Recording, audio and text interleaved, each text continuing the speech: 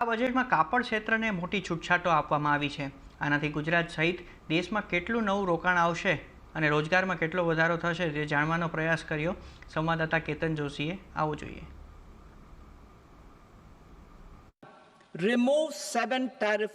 વણાટ મશીનો પર 5% ડ્યુટીમાં મુક્તિ, અન્ય આયાતી કાપડ પર કસ્ટમ ડ્યુટી 10%થી વધારીને 20%, પીએલઆઈ બજેટ 50%થી વધારીને 5252 કરોડ રૂપિયા। આવી ઘણી ભેટો આ બજેટમાં મળ્યા બાદ ગુજરાતના કાપડ યુનિટ ધારકો તેમના રોકાણમાં વધારો કરશે।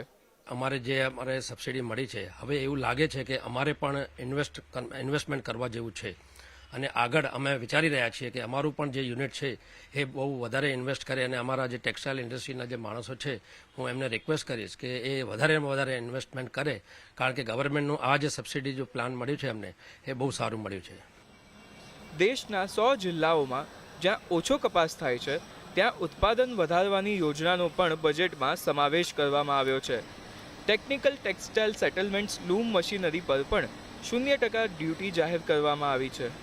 જાણકારો કહે છે કે બજેટમાં આપવામાં આવેલી રાહતથી કાપડ ક્ષેત્રમાં 15,000 કરોડ સુધીનું નવું રોકાણ થશે અને 5 વર્ષમાં 1 કરોડ નવી નોકરીઓનું સર્જન પણ થશે। આ વખતના બજેટની અંદર ટેક્સટાઇલ ક્ષેત્રને ખૂબ સારું પ્રોત્સાહન આપવામાં આવ્યું છે। જે બજેટ એલોકેશન ગયા વર્ષના બજેટમાં 3342 કરોડ હતું, જે આ વર્ષે 5252 કરોડ કરવામાં આવ્યું છે।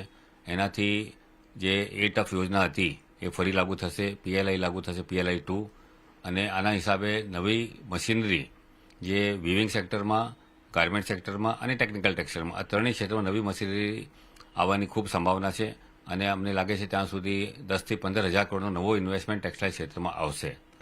આ બજેટથી માત્ર ટેક્સટાઇલ સેક્ટરને રાહત જ મળશે એટલું નહીં, પરંતુ સરકારનો જે ઉદ્દેશ હોય છે કે રોજગારી અને નિવેશ વધારવું એ પણ આવનારા વર્ષમાં ચરિતાર્થ થશે અને ગુજરાતને તેનો સૌથી વધુ ફાયદો મળશે।